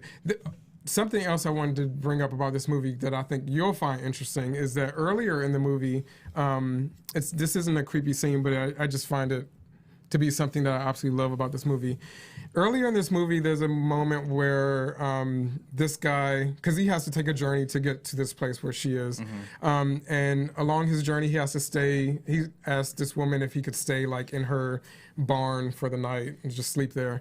And it turns out she's like a witch, and she's trying to keep his body. She's trying to like keep him from leaving or whatever. And there's a scene where she jumps on his back, and he's running around with her on his back, and they do this all on a set that's a turntable. So he's actually running in place, but the turntable is moving the location around behind him, and it's real trippy. It's really weird, and it's not creepy, but it's something that every time I watch it, I'm like, oh my God, that's so cool. Like just the idea of doing a giant turntable for this set to make it look like he's running through the woods. I don't know. I just love that. I'm gonna have to look that up. Cool. Yeah. Next. Oh, we still got a bunch of them. Do we? Yeah. Oh, we only got 15 minutes left? It's okay. We could jump through. Oh, is this Richard Oz? Yes. Oh yeah, the whole movie's a little weird, and it's all right, and then this scene happens, and then it's like not okay. I have a friend. I hope my friend doesn't mind me telling this story. My friend was taken by his parents to see this movie in New York for opening night. It was like the big premiere of this movie. Him and his sister were kids, like little kids. And it's a kid's movie, so you think, okay, I'm going to take my kids to this kid's movie. This scene happened, and the two of them started to scream so loud in the theater at the opening of this movie that they had to just leave and go home. They didn't finish the movie. That's awesome. So, yeah, it's a creepy movie. If you have not seen Return to Oz, what's happening in this scene is Dorothy, who's played by little Fairuza Balk before she was famous, really cute. She has just met Queen Mombi, who is a character who can change her head. She can literally just take her head off and put on a different head to have whatever look she wants. You know how people take wigs off. Yeah. She does that with her entire head. And she has this hall that's just heads. These glass cases that she keeps heads in and switches out of whenever she wants. And Dorothy is walking down this hall, and I actually can't remember specifically what happens, but the heads notice her doing something she isn't supposed to be doing, so they all start screaming at her. And she's like, you know, it's just all these decapitated heads in the hall that are screaming at Dorothy Gale. And that's it. That's the scene. And it's fucked up. It's fucked up. The rest of the movie, I mean, the rest of the movie also is a little weird and like creepy, but very cool. Because I love the claw guy. Yeah. And the guys, the walker guys, the guys that skate around with on all fours. Wheelers. They're on wheels, yeah. Yeah, those guys are cool. Yeah. And then the other thing that almost made this list that's really creepy from this movie is the Troll King or the Gnome King at the end of the movie, who's all stop motion. He's like stop motion clay. Yeah. And again, this is like, you know, that time between late 70s, early 90s where we were getting lots of weird stop motion in movies that really, they didn't take you out of the movie, they add to the movie. There are scenes that I really like, but there's, you know, when you see them, it's like, oh, there's something weird about that. Yeah. So, this scene. So, I'm going to preface it. I'm sure everyone recognizes this. This is probably the most recognizable female character in horror movies, in my opinion, other than maybe Carrie. This is Samara from The Ring. I'm going to preface this by saying the reason I have Samara from The Ring is because this is the version that I saw first. Yes. But the moment that makes an impact is her crawling out of the TV. So if you saw Ringu, the Japanese original first, still that moment of Sadako crawling out of the TV is a fucking iconic moment. Like, it's, you know, no matter which one you saw first, when it happens, they both landed it. They both landed, and you're like, what? This is happening? This was like really something new for the genre. This is something that hadn't ever been ever been done before, and they really knocked it out the park with this character. And I feel like this is one of the few like remakes of a movie that did a pretty good job with what you know what they did compared to like a lot of the other like when we get The Grudge or other remakes of the movies. This one actually tried to do well, I think. This is a conversation we'll have to bring Dave on for, because Dave is I like the American version of The Ring better than the Japanese version. I think just because I'm biased in that I saw it first, and so it's the one that stuck with me. Dave likes the Japanese one better, but then when it comes to The Grudge, we differ because I like the Japanese version of The Grudge better, and he likes the American version of The Grudge better. So I feel like that's a whole discussion. That's a whole discussion we should have Dave on for. But generally speaking, they looked like they tried. They didn't try to just throw something together. They made a good attempt at that. Because I remember enjoying this movie, and this is around the time where I didn't really like horror movies, and I was like, this was actually pretty cool. And what's great about The Ring too is that it. What's great about The Ring also, because The Ring 2, the sequel, is actually awful. But what's great about The Ring also is that it's one of those rare like PG-13 horror movies. Yeah. And as you find, like a lot of my scary moments on this come from either children's movies or movies like this or Gremlins or because I feel like when you're PG-13, you have to push what you're doing further because you can't just rely on gore or sex or that kind of stuff. You have to actually rely on your storytelling to make the scare scary. Yeah. And so they come across that way. Boop. This is another movie I don't expect people to know what it is. And I feel like you may not be able to capture what's actually happening in this crop because of all the stuff happening on the screen. Yeah. But this is another Japanese horror movie called Yokai Monsters, 100 Monsters. It's actually a trilogy. There's a Yokai Monsters trilogy, but this is from the first one, which is 100 Monsters. And yokai are like Japanese ghosts and demons, and there's like a almost a yokai spirit for almost anything you could think of that can, you know, turn that into something scary. Like there's a yokai umbrella in this movie. But But this scene specifically is, well, like the title, 100 monsters. There are just like yokai left and right in this movie. There's hundreds of them. And this yokai specifically is just a... Dave, do you know the name of this yokai? I don't remember the name of the yokai offhand, but it's a ghost that's just like a giant head in the sky that's watching people. And it sounds silly, but when you watch it, like the way that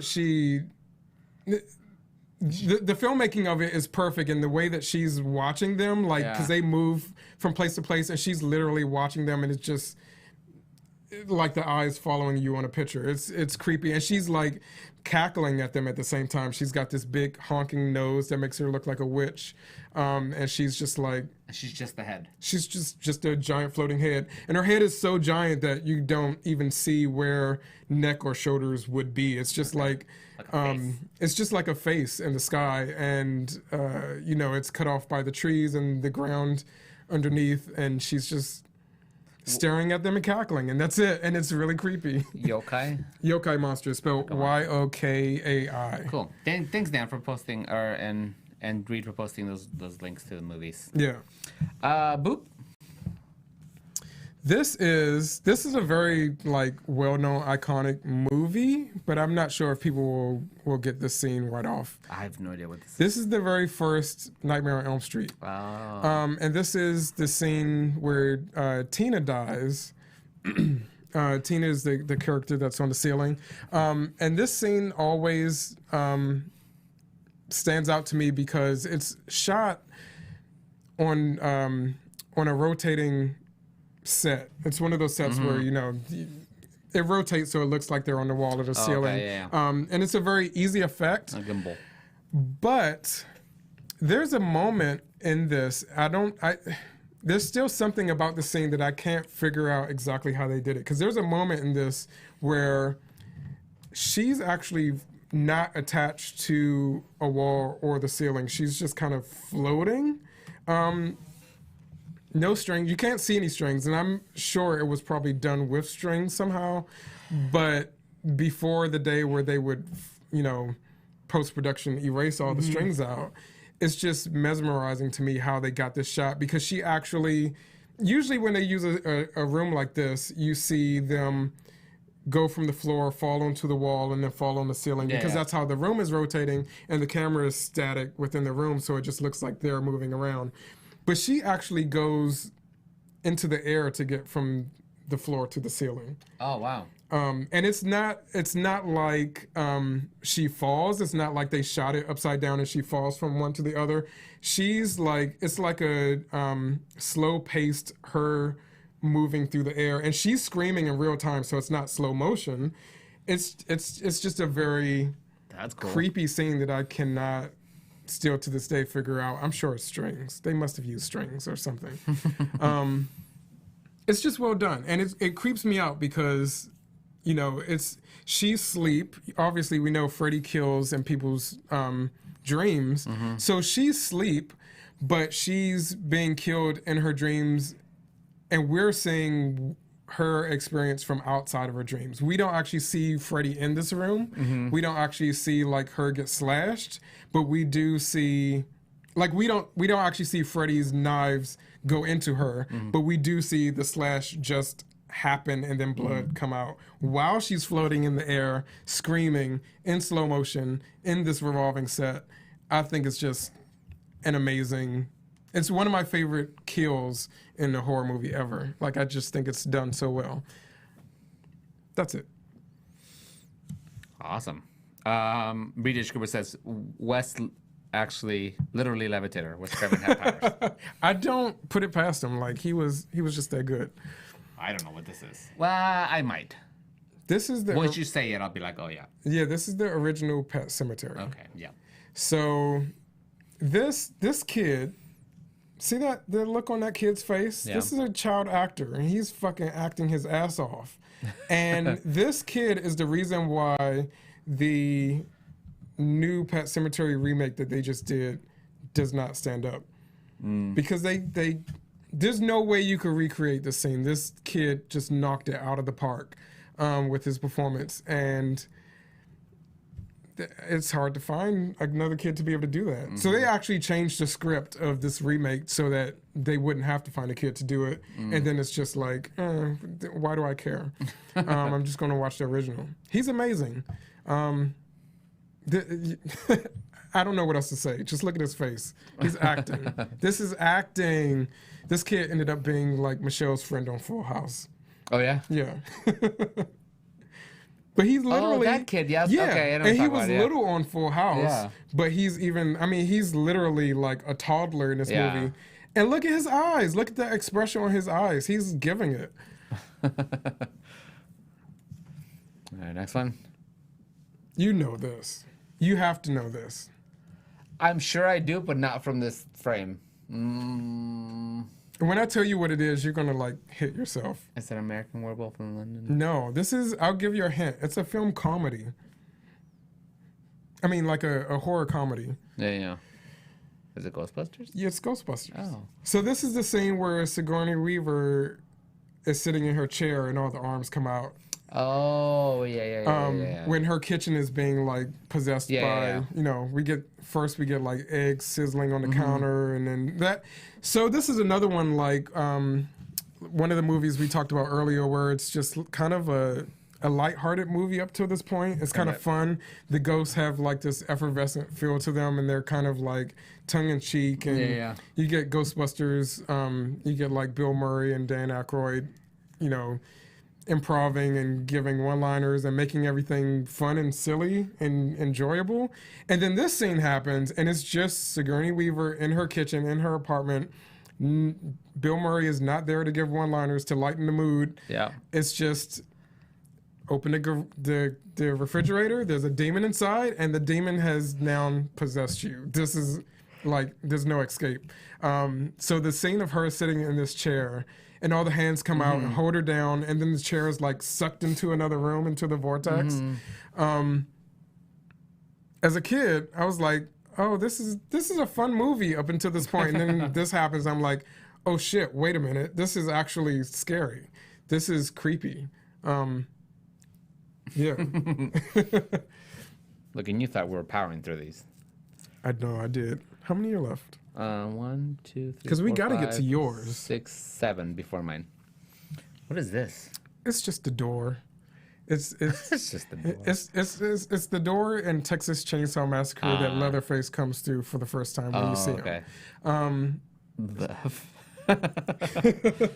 So this is the people who are, you know, there's this couple that are kind of just walking around in Texas. They're not at the van. This group of kids have traveled into Texas in this van, but this one specific couple has walked off and are just investigating stuff, and they see this house, and they walk up to the house, and they go into the house, and no one's there.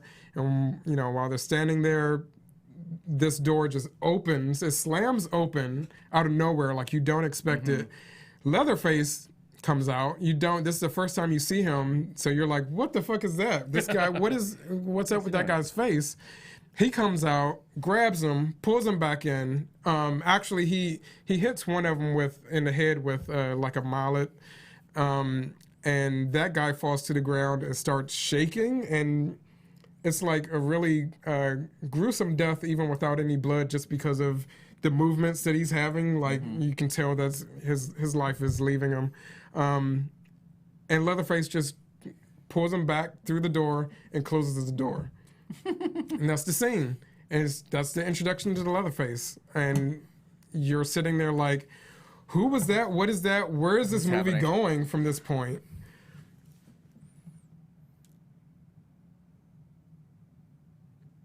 What's Reed talking about? I don't know. Next one. Yeah.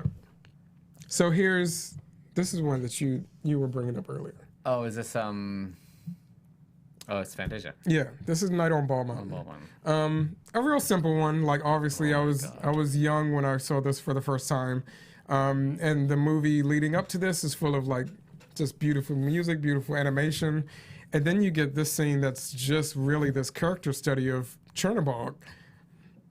Chernabog is the mountaintop. It's literally the mountaintop come to life as this devil, this demon, and he's wanting to play in the middle of the night. He wants to like bring up spirits and have them dance for him, and it's just him showing off. Like you said, it's really not. He doesn't really do that much. But he's a cool character. But he's so iconic. It's his look. Chernabog was animated by a guy named Bill Titler. I've always liked the name because it's so close to my own name. But this guy really just had a knack for the theatricality of animation. Like Chernabog is a very theatrical character. He's like showing off his nails. He's doing all sorts of like hand gestures and voguing. I love Chernabog, but he's, this is a scene that when I was little would creep me out because they're like ghosts and spirits and skeletons and horses. Skeletons. This is one of the few scenes that you can see nipples on women in a Disney movie, Disney animated movie. They don't do that anymore, but back then in 1940, they were fine with it. So yeah, this is a classic, an iconic horror moment. Reed says, Will doesn't know that John Larroquette is the star of Texas Chainsaw? No, I didn't know that. I did not. Will, you disappoint Reed. It happens. I can only hold so much information in my brain at one time, which is why we have to take notes. What? This is Carrie. This is Carrie. You knew it. I know this movie very well. So it's funny. I'm glad that you got it because when I posted this on Instagram, there were a lot of people, Reed saying John Larroquette is the narrator at the beginning of Texas Chainsaw Massacre. No, I actually did not know that. That's really cool info because I like John Larroquette. When I posted this image from Carrie on Instagram, this is the first one that I got a lot of people saying, "What is this? I've not seen this." I'm like, "This is it's Carrie. It's Carrie. Like everyone's seen Carrie, right? This is the saint that her mom is worshiping. If you have not seen Carrie, no hate to you, just go see it because it's literally one of the best movies ever made. But everyone remembers Carrie as the prom queen. Everyone remembers the prom scene, the pig's blood, the split screen, all the stuff. Not the imploding house. And I love that scene. That scene gets me hyped. The scene leading up to the prom scene is my favorite scene in the entire movie. There's like just one musical cue that just follows a long take as it goes around the prom, and the one girl notices the bucket above Carrie before it actually drops on her. That's the scene. That's the take that is like so good in that movie. She followed the rope. She's like, she follows the rope. Like, yes. Oh, shit. It's so good because the tension is building. That's all building up to the prom, and then the prom moment is like the release of that tension. For me, that entire up to that point in the movie, just watching failure after failure of every single adult in her life, just being an absolute failure is so frustrating to watch. Carrie is one of those characters that I love because you relate to her. Even when she is doing something seemingly awful, you're like, yep. Yeah. You go, girl. Yeah, exactly. You root for Carrie. But the creepiest thing in the movie is not any of that. All of that stuff is amazingly done. Great filmography, great filmmaking. But the creepiest thing in the entire movie is this fucking Jesus statue with these eyes. Piper Laurie, who plays Carrie's mom, is this religious fanatic, this religious zealot, and she locks Carrie in this closet where this Jesus statue is. And it's not even Jesus; it's a saint. Oh, yeah, it's actually Saint Sebastian. There you go. Saint Sebastian is the one with the arrows. And I never understood the eyes. Why they look like that? They glow. They just. I don't. I think that Dave, what was your idea behind how they got this effect? I think it's a reflective tape. Oh, okay. They probably just cut it out for the eyes. Like it almost looked like they're like drawn, like cartooned on. Yeah. They have that look. Yeah. This kind of like this shot has the same eerie similarity as that shot of Judge Doom, because it's like a real life person with these eyes that are very Unnatural, exaggerated and unnatural. So yeah, I don't know if you guys could hear Dave from across the room, but he said that the eyes, in his idea, the eyes may be reflective tape That makes sense. to cause that kind of glow. Yeah, and it does make sense. So that's by and far to me, whenever this statue of Saint Sebastian, I always relate it to Jesus, but it is Saint Sebastian. Whenever this statue comes up in that movie, it gives me like the tingles. All the it's stuff just so inside that creepy. house was the worst, was the creepiest. Because that's the most oppressive space for Carrie. That's like, I mean, she's being oppressed everywhere, but that house is like, imagine not having a good day at school where everyone's picking on you, and then you go home where you're supposed to be comfortable and have to deal with what Carrie deals with. It just gets worse. Yeah. Yeah. All right, next on the list. Boop. This, I have no idea what this is. You don't? Because you know this movie. Is it... You definitely know this movie. I do? Yes, I guarantee it. Okay, what is it? It's Henson related.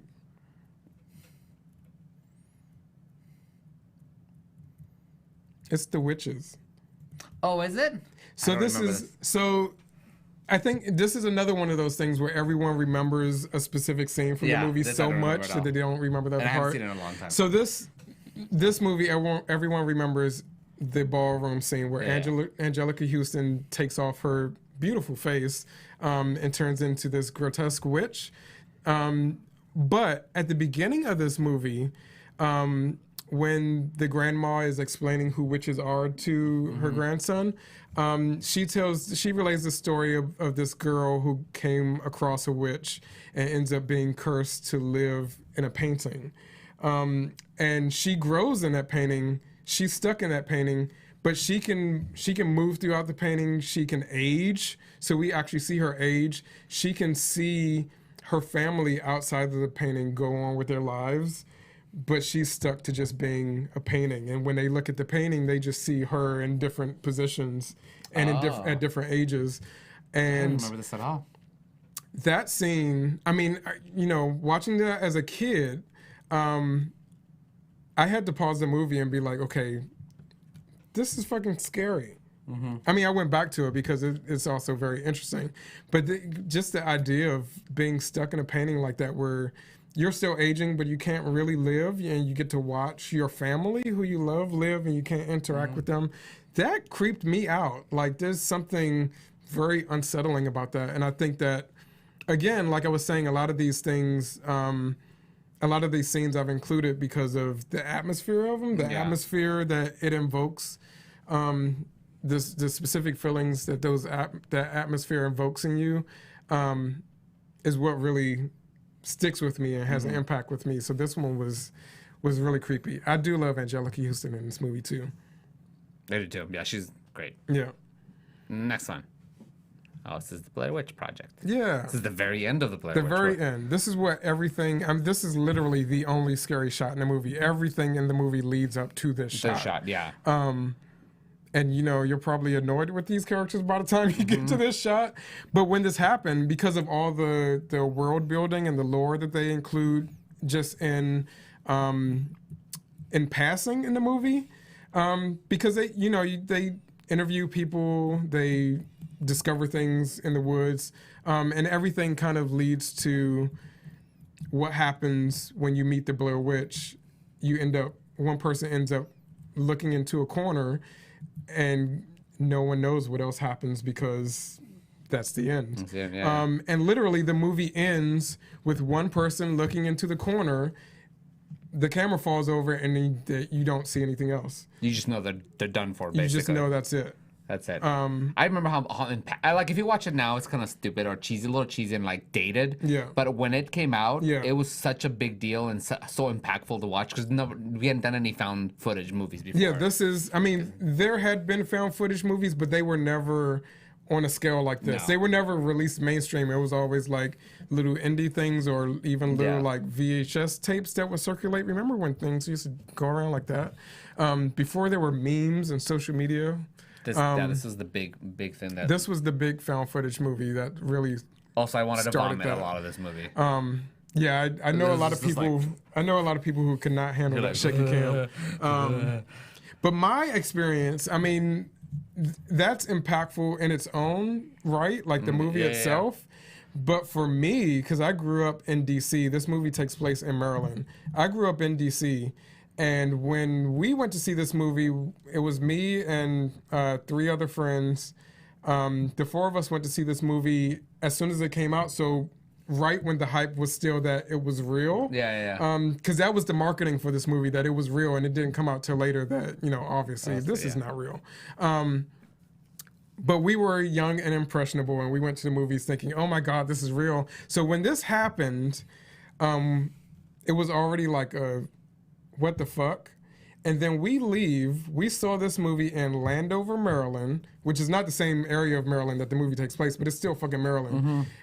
We saw it in Landover, Maryland. We had to walk through the woods to get back to the train station to get home. So imagine thinking that this was real, had happened in Maryland, was people being lost in the woods, and then having to walk, no choice but to go through the woods to get home in Maryland.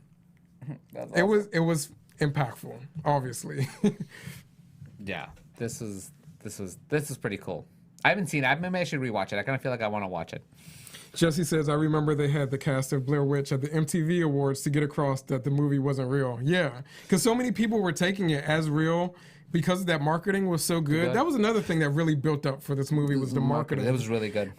They had I remember before the movie came out, they had a TV special that was sort of like all about the Blair Witch Project and these kids that went missing in the woods. And it was like a behind the scenes of the movie, but not about the filmmaking, but about... It was like a documentary on the found footage. Yeah, it was like about these documentarians who went into the woods and were lost, and now this movie is out about them and showing their found footage. So they really sold the idea that this was real to the point where they had to then resell the idea that it wasn't real to people because... I think that it's just there was almost like a feeling like you wanted to suspend disbelief. You want this to be real because it was like because if you went in there thinking that it wasn't real, that it wasn't as impactful. Yeah. But like you wanted to believe that it was real, but you wanted to, even when people said no, I don't think it's real, you're like, no, it is real. You wanted to believe it because you wanted to be part of it. Right. Dan says, I know an executive at my brother's job at the time that thought it was real and spent $100,000. Jeez. To help find those people. Oh my gosh. That's crazy. That is crazy. I mean, where did the money actually go? People were actually out there looking for them. That's a shame. Dave said it went into Blair Witch Project 2. You know this scene. This is Alien. This is Alien. This is the classic chest burster scene. I don't know how much I need to explain, but this is... If you haven't seen it, go see it. Yeah. Or just this scene. It's great. No, watch the whole movie. The whole movie is amazing.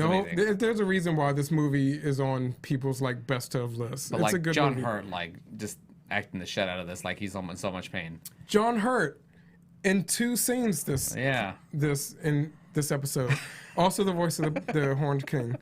Each group says, hello, my baby. Hello, my darling. So, yeah, we recently rewatched Spaceballs, and that scene is still my favorite. If you've not seen Spaceballs, there's a scene that parodies this scene in that movie, except when the alien pops out, he's got a top hat and a cane, and he sings like Michigan J. Frog. Yeah. That's great. But yeah, this was intense and scary, too. Next one. Oh, I hated this. I watched this in the green room for the first time. I was like, ah. This movie really, as a whole, is not too bad. It's not that scary. But this specific shot, not even scene. I mean, the scene leads up to it, which is what makes it effective. But this one shot, because the setup of the scene, it's him and his mom are sitting at a table in their living room having a discussion about his son being comatose and maybe going into some other realm or whatever, and she's relaying to him that he used to do the same thing as a kid. So it's just that conversation, that story building that's happening in the movie. Camera shots going back and forth between them, but it's a very slow melodic editing process. Yeah. And the delivery of the lines is very kind of slow and melodic to get you kind of peaceful. What they're talking about is not peaceful, but you're at a point of rest in a horror movie. Like, Yeah. you know how horror It's movies... just a conversation. Yeah, horror movies create these jump scares, but before they give you the jump scare, if they do it properly, they have to give you this moment of, I feel safe right now. Nothing is going to happen right now. So that's what they do very well in this scene. And since it's been cutting back and forth, we've seen this shot already without this character behind him. But randomly, they insert this shot with this character. And it's like a second. It's like that. It's like It lasts like that, and the shot is long enough for the character behind him to just open his mouth a little bit, which is very creepy. And then it cuts away, and he's not there. And that's it. It's literally just this one shot, and the build up to this one shot is the most iconic moment in this whole movie. It is The Conjuring, right? No, it's not. It's the same director. It's Insidious. Insidious. Same director. Yeah, okay. Yeah. Insidious. Yeah, it's then this guy who's never gonna do anything but horror movies. That's not true. In Atlanta, in Aquaman. Well, he did Watchmen. Oh, that's right, he did was Watchmen. Night Owl. I forget he's Night Owl. I always forget. I have to say, James Wan, who directed The Conjuring and Insidious, also has the movie Malignant that's out now. Mm-hmm. If you have not seen Malignant, I highly recommend it. I will preface it by saying the first 2 acts of the movie, you're going to be like, what the fuck is this? The third act, when it happens, makes up for everything that you thought beforehand. I'm just leaving it like that. Stick through it, because that third act, when it happens, is like, holy shit. That's it. And here's the last one. Last one. This is great. This is great. That's Pee Wee Herman. Yeah. Well, that's not Pee Wee Herman. No, well, the movie is it's Big Adventure, or whatever it is called. Pee Wee's Big Adventure. Yeah, that's right. This is fucking Large Marge. Yes. And this goes back to something else that we were already talking about, which is the stop motion. I saw the poster. No, thank you. the stop motion animation that was happening during this time of like the 80s. Mm-hmm. That's just kind of like some sort of weird stop motion that is very creepy in and of itself. That's what makes this scene creepy. Yeah. Because it happens to her face out of nowhere. Her face just goes like, oof. It's like this monster thing. Yeah. That's great. It's an amazing technical like transformation. And it's cool because it's for like her. it's super jarring and scary, and then it cuts to Pee Wee, and then it's funny again because his reaction to it is hilarious. Yeah. This is back when Tim Burton was still making good movies. And this is his first movie. Tim Burton's first movie was good. Could you imagine? Can you remember that? Like, yeah, you think like, oh, Pee Wee Herman's getting a movie. It's like Pee Wee Herman's movie, and then he makes it, and you're like, this movie's really good. Yeah. And now it's a classic. Good. It is a classic. It's one of the funniest movies you've seen. Yeah. Yeah, if you have not seen it, it's so good. Pee Wee Herman's great. That's my list. Okay, But I only chose a movie. Yeah, we still have because then you one. had a lot of them, and when Will started posting the list, I could only think of one movie that, like, as a kid, messed me up, and like good ways too, like both good and bad, and it's played to a lot of my own fears as a child. I can't wait to see this. Do you know what this is? I don't. I took three. I brought 3 screenshots. Okay, give me another. You'll know after this one.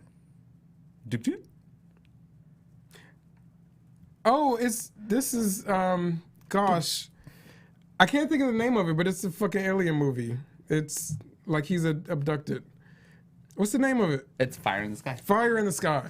So I will say I've only just seen this movie recently. I didn't see this as a kid, and I actually, when I saw this shot, I was like, is this the alien movie? That's what I was thinking in my head, but I was like, no, this isn't. I can't imagine you watching this as a kid. My God. By the way, so I have a story. So it was my 10th birthday, and my parents was like, what are you doing? Just like, it was the one birthday where my parents were super awesome and just let me do whatever I wanted. They were like, okay. I took them to a Japanese restaurant. Like, I don't mean just sushi, but like full-on Japanese restaurant with some like raw fish and a bunch of weird things that my like Mexican parents, just their minds were just, they didn't want to touch anything. They were so uncomfortable, so unhappy. I was loving all those weird things that I was eating. I was having such a blast. And then 10-year-old me on my birthday took him to see Fire in the Sky. Again, I was a very strange child. I had a lot of, my mom always said wasn't normal growing up, but I took him. I was super excited to go see the alien abduction movie. And it's a very scary movie. It is. And I feel like you had seen E.T. before this. Oh yeah, I seen it. So you loved aliens. I loved aliens, but like this played it. But I also had fear of the bad aliens and the abductions. It was like one of those where you're scared of it, but you love it. And so I absolutely loved this, and I was so excited to see this. And this scene, particularly, one, because it's scary, and the aliens are hella creepy because they look, in the movie, they look like the grays that you normally see, but then you find out that that's actually their suits they wear. Yeah. And then they look like this like old men. They look like these old weird creepy things. So this whole scene, they take them and they wrap them up in this shit, and then they cut slits in the mouth and in the eye, and they put this thing on it, and they like drill into his head, and they just start experimenting on it. I mean, it's such a scary scene, and this whole entire thing is in my head. And so when you did your list, this is the first thing in mind because it never forgot it. And I'm a big visual person, so I remember things visually, and this is like permanent in my head. Because as a 10-year-old, I loved Alien Abduction. Yeah, I feel like this movie was not on my radar as a kid. I didn't learn about it until more recently, like as an adult. And actually, I think Dave had brought it up in passing because he had seen it, but wanted to watch it again because this movie came out in the 80s. Or 90s? Was it 90? It was 91. Yeah. But Dave had seen it a while back and wanted to watch it again. And I was like, that movie has been on my list. I hadn't seen it, so we watched it. And I really... 93. I really cannot imagine... So it's my 12th birthday. I can't imagine you watching this as a... I mean, I guess 12 is a little better than 10, but I still can't... I totally understand why this would be my parents, the one. My parents were not okay for a long time. They were very worried about me. But growing up... They were like aliens and But growing sushi? up, when I would go to the library, because I would force my mom to take me... She also hated this. Yeah. Again, because I would go to the library and spend 4 hours at the library. So I'd go to the kids sections. I would read a bunch of Garfield books. Just Garfield. That is it. Nothing else. Just whatever Garfield books I hadn't read, I would read all of them. Well, I'm glad you don't still hate Mondays. We have a fun time here on Monday. And then I would go to Section 0 of the library. You know what Section 0 is? No. It's where all the Loch Ness Monster, alien stuff, all the weird stuff that doesn't fit anywhere else. And it was just full of aliens and monsters and all the cryptids and all that kind of stuff. That's what I would spend the rest of my time. From Garfield to Cryptids. That's the name of your biography. From Garfield to Cryptids. So that's all I did. So this made sense. So this is my one movie. I'm sure I could think of a bunch of them. American Werewolf in London is probably another one that was very impactful. The transformation scene is also in that same way where I was terrified of it, but I also thought it was the coolest thing I've ever seen. Yeah. I will say I only did 25 of mine, which means I still have the rest of the month to do some. And there are some that I definitely saved to post in the last couple of days of the month because they are the most scary to me. And we should do this again with non-scary movies, impactful. Yeah, let's do that. There's some impactful movies just so we can talk because I feel like there's a bunch of them that also have been very impactful, but not necessarily scary movies. I'm gonna give away one more that I'm gonna do later this month. I just want to throw it out there in passing, and then you can see what scene did I choose from it when I post it. But I'm just going to say the movie that scared me the most when I was a kid that I still haven't posted yet was Terminator 2. Oh, yeah? Yeah. Okay. That was the movie that scary. really fucked me up as a kid. And you'll see which scene when I post it. Okay. Because this is a very specific moment. All right. Well, we went a little bit over. Thank you for hanging out with us. Yeah. And on this little journey, this is a good episode. No technical difficulties, except for that little one where I have to go fix that little screen. Let me go back to the screen. Other than that, it worked out. Yeah, it was a good episode. And we have to say goodbye to Halloween. This is our last episode before Halloween. Yeah. Reach Cooper says, my 3 scenes were from Dune, Videodrome, and Clockwork Orange. Oh yeah, I meant to bring those up because those are actually good scenes. I've only seen the David Lynch Dune once, so that's the one that I didn't recognize. I've never seen it. You've never seen it? No, and Danny told me not to watch it till I watched this one, the new one. That probably makes sense. And luckily enough, yesterday was iTunes 99-cent rental of the day. So I rented it and I have 30 days to watch it. Oh, good. Time. It's something else. No, bad. Yeah. But Videodrome and Clockwork Orange that you posted, Reed, I definitely recognized. Videodrome is, I don't know. I guess I could see you watching Dune as a kid. I can see that. Videodrome and Clockwork Orange, probably not good for kids to watch to begin with. But everyone has their own experiences. I know if I had watched those movies as a kid, then I would have been creeped out as well. So those are good picks. Well, okay. Thank you everyone for joining us. We'll be back next week. I think that should be fine. Yeah. And do we know? We don't know what we're doing this week. Nope. If there's homework, we'll let you know in the chat, in the Discord. So join our Discord if you're not on Discord. The two people who have been chatting, yeah, I'm sure you guys are already on Discord. But we'll be back next week. Make sure that tomorrow you do come back and hang out with us, because tomorrow we're doing a Dread with Dino again. Dino's gonna host another episode of one of our spooky, Yeah, his spooky games have been fun. Been real fun. And tomorrow we're doing and Amber's gonna be back. Amber hasn't been in the show in a while, so it's gonna be Amber, and we're gonna have Adam and Jess and Matthew, which you guys, some of you have met Matthew.